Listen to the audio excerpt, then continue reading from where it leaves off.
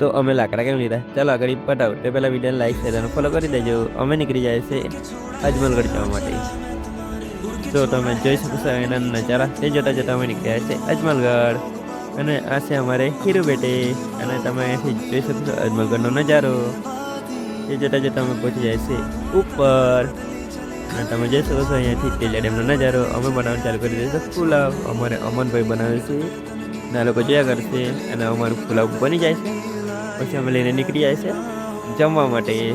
આ બધા બેસીને ખાય તે તો જો મજા આવી ગઈ બેસીને ખાવાની.